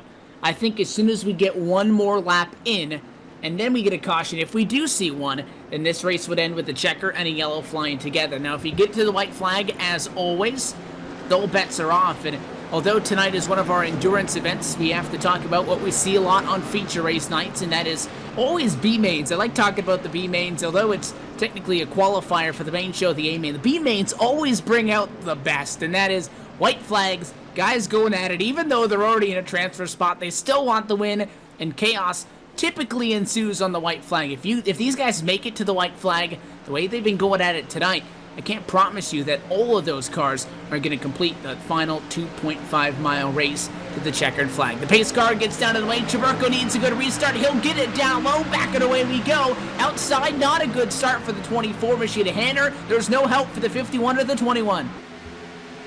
Yeah, no help right now as they head back into turn number 1. Josh Ball now looking to the outside. No, he's going to let the 21, the Glenn Hendrick, drop to the inside. Now the 51, Jason Altman's all by himself. As it looks like a couple guys now going to drop out of line right here to let these guys go and race this thing out. But Altman's now all by himself on the outside. Not going to happen as they go into turn number 3. Here comes Josh Ball on the inside.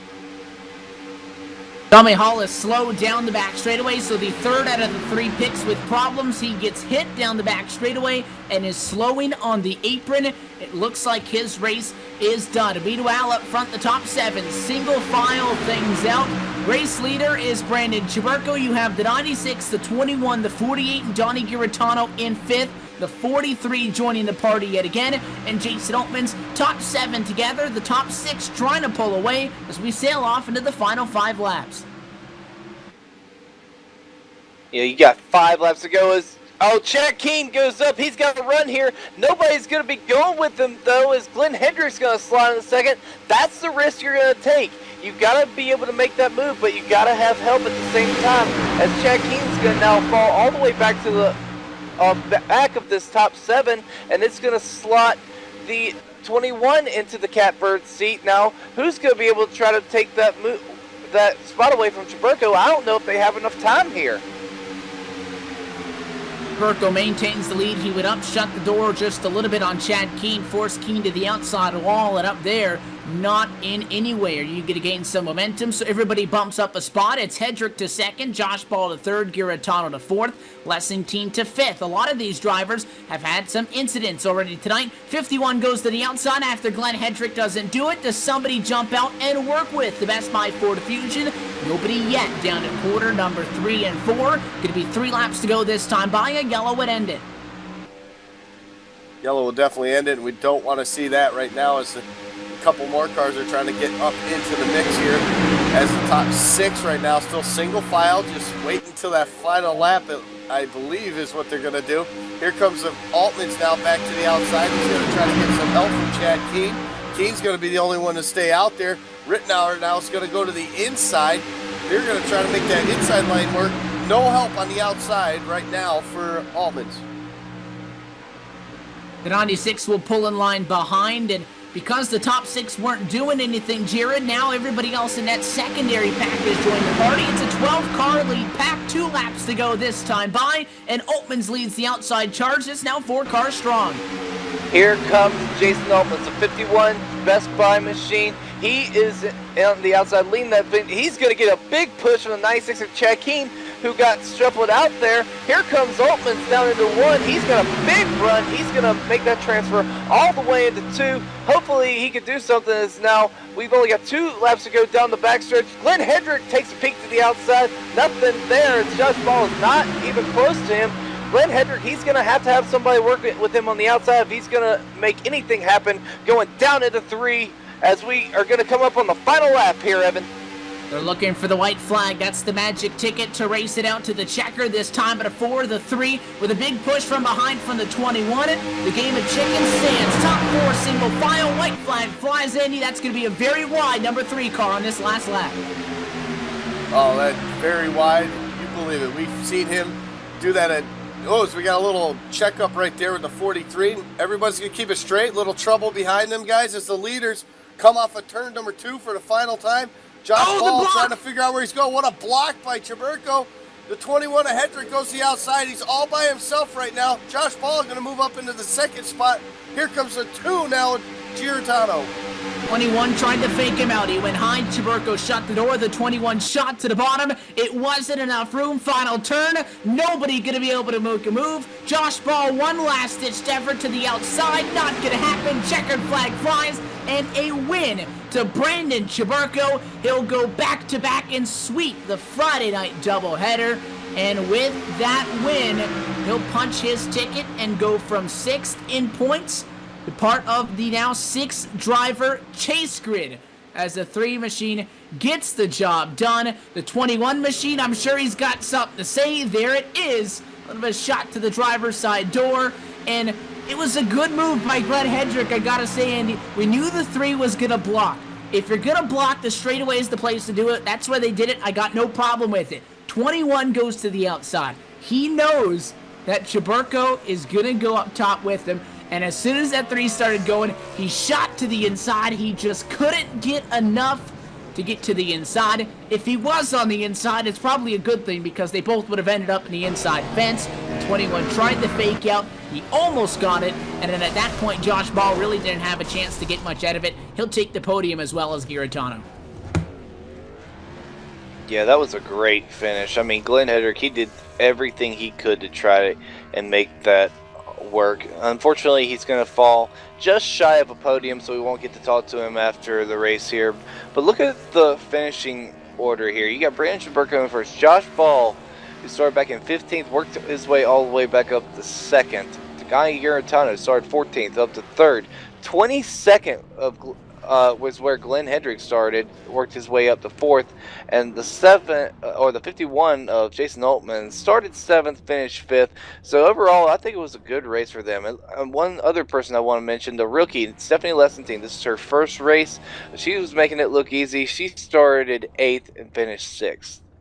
And I'll tell you what, she, as you mentioned, comes home in 6th after Glenn Hendrick dives in line in front of her to get back in line at a turn number 4. Jason Altman's able to make a pass. I'm waiting for those elbows to come up on the number 43. Got pushed around a little bit tonight, still comes home to a good finish. We did have a wreck on the last lap. The number 96 machine of Chad Keene gets turned by the 98, who is about to make it 3 wide. 96 went down on the back straightaway and cut off a full-speed Matt Quick, and he got sent rather violently into the tire barrier at the bus stop down the back straightaway. And those drivers, so without question, having a little bit of a post-race discussion. Our post-race discussion, though, going to continue in just a moment. For the second time tonight, it's Brandon Chaburko behind the wheel of a number 3 Good Rent Chevrolet, burning it down this time. It's a ticket to the iSuper Chase for winning the Revved Up 300. Chaburko, your winner tonight at Daytona. We'll step away, regroup, and come back and talk to your podium finishers. We'll be right back in Daytona Beach in just a moment. You want to stay tuned.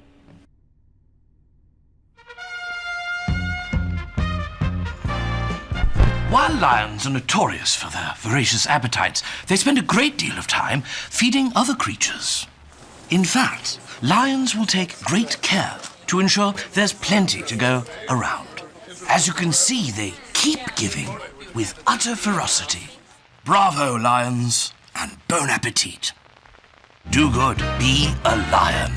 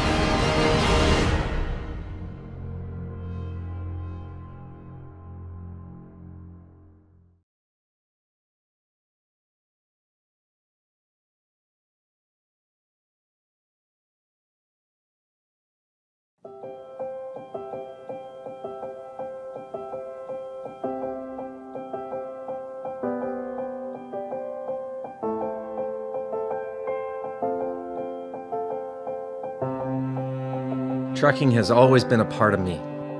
It started years ago when my dad and granddad were hauling vegetables to market in Liverpool.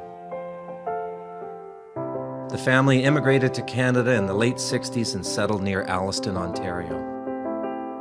I bought my first truck in 1982 and Mercer Trucking was born. Today, Mercer Trucking has over 50 trucks and terminals in Toronto and Los Angeles. Our storage facilities at both terminals can handle any size of distribution needs throughout North America. We service the continental U.S., including Hawaii and Alaska. We run over 120,000 miles per month and some of the best equipment on the road today. We specialize in less than truckload shipments, show freight, we do rush team service deliveries, and haul your refrigerated or heated product. Our regular team service from Canada to California is second to none, and our staff and drivers are among the best in the business. I'm proud of our people and what they can achieve. Trucking is in my blood, it's my livelihood, and it's what I do best.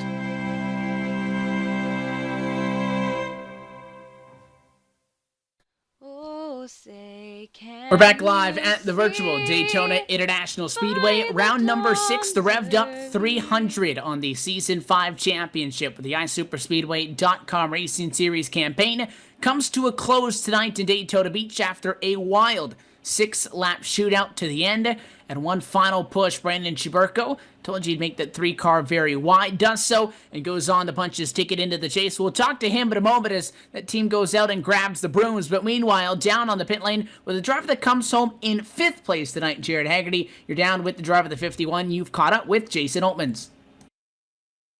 Yeah, we got Jason Oltmans here. Jason, come away with a 5th place finish, man. That was a crazy race. How's the car? How was the car and still in one piece Why after am that I getting thing? interviewed at 5th place? Did I finish 3rd? Well, the guys Did I back to their 3rd, trailer. Well, the guys Jared? went back to their. Andy? Laura? If it makes you feel better, we can say it was 3rd. All right, so car ran really good. Came home with a 3rd place finish. Worked pretty well. It was the setup is freaking ridiculous. Like it's fun, in that anybody who knows how to drive it is gonna have a really hell of a time. As you can tell, there's a few people getting a little loose and kind of losing it on their own, though. That was getting a little frustrating, but yeah, somehow we, for the most part, kind of lucked out, I think, a little bit to end up in 3rd place. Yeah, you started up 7th. I mean, was it you just running up there and trying to keep the track position that was the hard part tonight? Or if you got caught back there, how hard was it to work your way up through the field? I ended up back there. I can't remember what exactly happened. I think I did some weird pit strategy where I wanted to be good on gas till the end there by about like a 1/10 of a gallon. Then somebody kind of hit me, ARCA braking me. Yeah, that'll happen. But yeah, it didn't feel like it was too hard to get back up there. So it was racy. I mean, because it was so loose, I think the inside stacked up quite a bit and the tires kind of fell off a little bit. So honestly, I think this set is really good. It's a good balance with the low fuel load and the tire wear. I think you can kind of play with a little bit more strategy. I know it's hard to have a setup that you can do that when you're talking about Talladega or Daytona, where you can actually like, hey, I need to take rights, I need to take laps, and do need to take 4 tires. I know a couple weeks ago we had a set that was like every single time you went in, you had to take 4, and that was getting a little ridiculous. But this way, you can do just rights or just lefts or whatever, and kind of mix it around and come home with a 3rd place finish. Well, Jason, you come home with a quote-unquote 3rd place finish. Yeah, I'm getting into it. I mean, tell us, sponsors and shout-outs you got for coming in your quote-unquote 3rd place finish. Just really happy for Chubbs. That was kind of cool to see him win that towards the end there. I almost killed the entire field. Do you see that? I almost killed the entire field. Something happened up at the front, and Chubbs and I made a nice little run to the outside. I believe we did, actually. Saw a couple of those. Wait. Where there's a couple of me trying to take out the field? Oh yeah, there's a. I mean, maybe not of just the only 50. like one time. Maybe a couple of guys. Literally 51 was in the conversation. No, I don't think so. You guys were look at the car control on the 51. I overheard you. That's what was going on. Look at the 3rd place finish.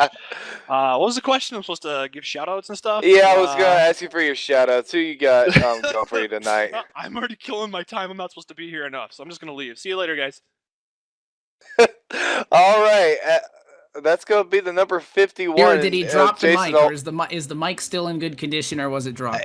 I believe it was dropped, but that's the Okay. 51 of Jason Nolman's coming home in 5th place, or quote-unquote 3rd place here tonight. And Andy, who have you caught up here with on 2nd? God, I'm done. Well, first off, I don't know if I can top that interview. That was probably one of the best ones I've ever heard. But Josh Ball's got his work cut out for him to beat that one. He finished 2nd tonight. Josh, not without a little bit of trouble, a little bit of issues out there on the track. Couple accidents you were involved in, especially there late. Ended up getting into that 82 car. Obviously not your fault. Got a little loose as he hit the yellow lines there, but. Man, overall, 2nd place, you got to be pretty stoked about that. Yeah, it was a pretty good run tonight for the 48 Low Chevy. Yeah, I'm not really sure what the issue is with a lot of the guys being loose. There's a couple times I took 2 tires tonight, took 2 left sides, and I was actually loose on entry and got a little sideways once or twice. But I'm not really sure why a lot of people are self-spinning, I guess is it called. There's been, a lot of frustration on the Facebook group already about that this evening. But the race went pretty well. I was up toward the front in the beginning, drifted towards the back, came back up front. Just, different trial strategies, just seeing what worked, what didn't.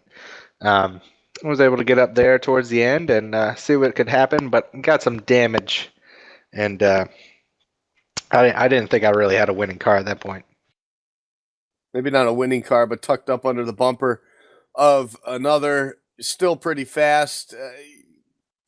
We talked about a moment ago, a lot of self spins, a lot of guys getting loose on entry, in the center of the corner, getting on the apron. It seemed like a real odd night. I know we're in October, but we're not even close to Halloween, so we can't really blame any of that on this. But the tire wear may be different. The track being at night with this the new build. Was there something that just, like you talked about, you took only 2 tires, you could feel it getting loose, but maybe it's just something guys weren't expecting, maybe too many cars around you, that kind of thing, taking the air off of the car. For some reason, it just seemed very, very odd. Yeah, I don't know. We've been trying to work on the setup here for the last couple of weeks. A couple of weeks ago, we were really tight. We tried to fix that, bring it back to the loose side. Ever since the new track model, we were talking about in the truck race, and it puts down a lot of rubber. It just it seems to get the cars a little bit looser or tighter depending on the setup. And we made this set a little looser just so that the guys could go out there and you could throttle it a little bit and you'd be able to hold on to the vehicle or onto the car itself. But I think we've all come to think iSuper Speedway is pretty much full mash around. Well, it's not really anymore. You actually got to drive your car, and unfortunately, there was a couple better cars tonight. The '94 Frank Busiala, Mark Jorgensen Jr., a couple of the guys that run up front. Normally that just got caught up in somebody's self spins. So. Yep, we saw a lot of that tonight. A couple big wrecks, but overall, you come home with the 2nd place finish. Anyone you want to thank for this? Oh, yeah, definitely. Obviously, Lowe's been on the front of my car for every season you guys been here. Teammates I talk to week in, week out, Mark Jorgensen, Josh Hanner. So it was great to, just come and hang out with those guys and you guys, Andy, Jared, Evan, and Laura. Obviously, we get to hang out in the broadcast booth with you beforehand and pull a Michael Waltrip. I'm glad I don't drive like him, but at least I'm able to put on some show out there afterwards. So, ouch. We hope he's not listening to that. And anyway, if he is, we can give you the address of Josh Ball. Anyway, congratulations, Josh, on your 2nd place finish here tonight. We're going to send it down to Victory Lane where, Evan, I believe there's a whole bunch of brooms that are out there. Well, there's been quite the chirping going on so far post-race. There's a good possibility for that to continue down to the Victory Lane party because as we left Josh just prior to this race, we left Brandon Chaburko. This time, though, in Victory Lane, you went back-to-back at a trucks, and we said, let's see if you can go back-to-back on Friday night. Well, they busted out the brooms, and he gets the checkered flag, and he was 6th tonight into the point standings on the iSuper Chase grid. With that win, he'll join the now 6 driver strong with a win and almost locked into the iSuper Chase for the Season 5 championship. Brandon Chiburko, your winner tonight at Daytona. Chubbs, first off, congratulations. You went back-to-back tonight, sweeping the trucks in 2 races in a row, but you're the only person to grace victory lane tonight. Yeah, man, it feels really good to be able to accomplish that. I haven't had that strong of a run in quite some time, so it feels good to go ahead and get that out of the way, get that first win out of the way. So hopefully we're able to keep knocking these wins off and keeping myself, Jason, and a couple other guys winning. That way we can lock up the chase spots. We were talking about that final restart coming up, 6 laps to go, talking that if we get a quick caution, then you still have the opportunity to go back green. The way they were racing, though, I didn't think we were going to make it that far. You led us back to the green flag, and all you had to do really was not let anybody get underneath you. 21 tried you were having out of that. What was the game plan? How'd you execute those final laps to make sure that nobody got around you there? You can go on and win it. Well, luckily, big thanks to Jason Altman and Josh Ball. Ball said he was going to stick with me when he was in third, so that was obviously helped me out a lot. So I decided to play his game and go back down and block him to have a little bit of fun there and put on a fun show for everybody watching. So we talk about how drivers get wins and then they advance and they try to get their, teammates and such through. That was a big conversation at the end of our Season 4 regular season before we hit the iSuper Chase 1 year ago. In similar situations like this where, and we'll talk about it too, you got teammates that work together, but as well we see a lot of guys on track who work together, but they're not necessarily teammates. When one of them gets a win, as you in this case, how much of a, I guess, not a pressure, but how much of that is put on the driver that has already gotten a win to maybe repay that favor? I would say there's definitely that, that pressure that where you actually want to, help them. But, I think everyone in this league would agree. As a competitor, you're going out and doing what's best for you at the end of the day, too. So. Well, tonight was an interesting race. It's been the topic of discussion here already amongst the drivers post-race. A lot of guys struggling with the handling on that race car going into the corners. You had that 3 machine darting up and down. Didn't look like you guys had any handling issues on that car tonight. What do you think was going on out there? Man. I said it last week in my interview, and I'll stress it again. I just think these guys, like some of these guys don't understand that the banking with the way this setup is, it essentially turns itself. You don't really need to make quick movements with the wheel, which I think is causing a lot of guys to get loose in the tri-oval and entering corners. And I think that's what's causing a lot of the wrecks. Well, you're able to get everything locked up, but when you're in the front of the field, doesn't much matter what goes on behind you. You go en route to pick up, yet again, another race win. You're going to have some more hardware to add to the collection, but the biggest thing is you are now qualified for the iSuper Chase provisionally, as you'll be scored in about, I want to say, 4th overall, but in that 5-way tie technically for the drivers with 1 trip to victory lane. Just 2 more repeat wins, and I'm sure that out of anybody, I'm sure you wouldn't object if you get 2 more repeat wins by already race winners this year, and that would lock everything up for you guys. 2 wins guarantees you guys a spot into the chase. So although you already got a win, we're sure that you're going to be battling out there for a checkered flag each week through on out, including in 1 week's time. But until then, sponsors, shoutouts, we talked to you not all that long ago, give you another opportunity. Who powered the 3 machine this time to a Cup Series victory here with the iSuperspeedway.com Racing Series? First and foremost, got to thank Rod for putting us on, you guys for broadcasting. Good Wrench for coming on board, obviously, is my sponsor. And Jason and Josh Ball at the end for helping me out there. That meant a lot.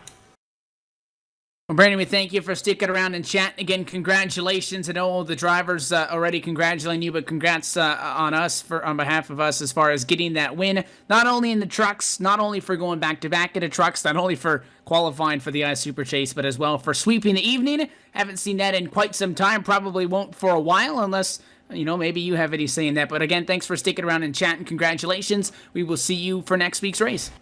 All right. Thank you, Evan.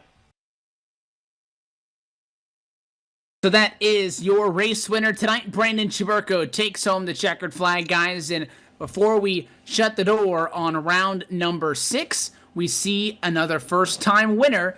And that's going to, again, shuffle up just a little bit the iSuper Chase grid going outside of tonight's race.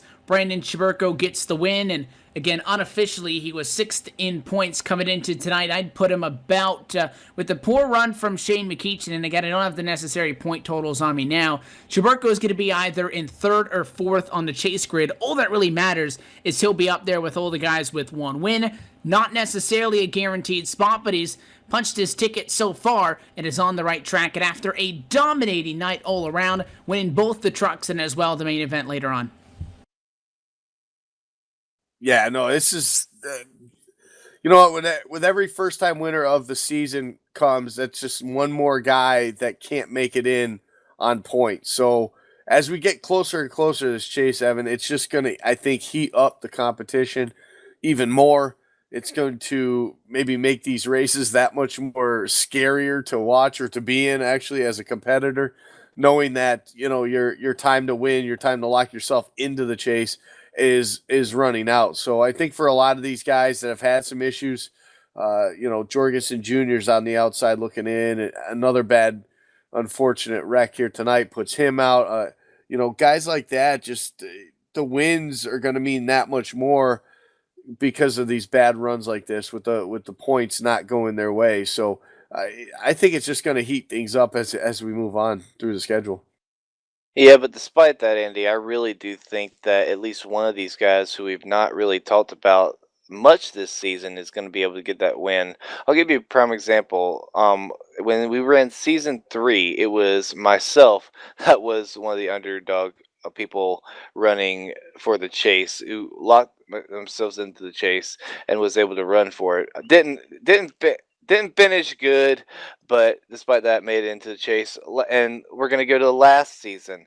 The number 92, Rod Mitten, who had not even come close to becoming into the top 10 at all during the season, managed to come away with a win and got into the chase. So I'm just waiting to see which guys who are pretty much going to be sleepers throughout the season are going to be able to work themselves into the chase and fight for a championship here. Well, everybody tuned in, taking a look at the full finishing results from tonight's Revved Up 300.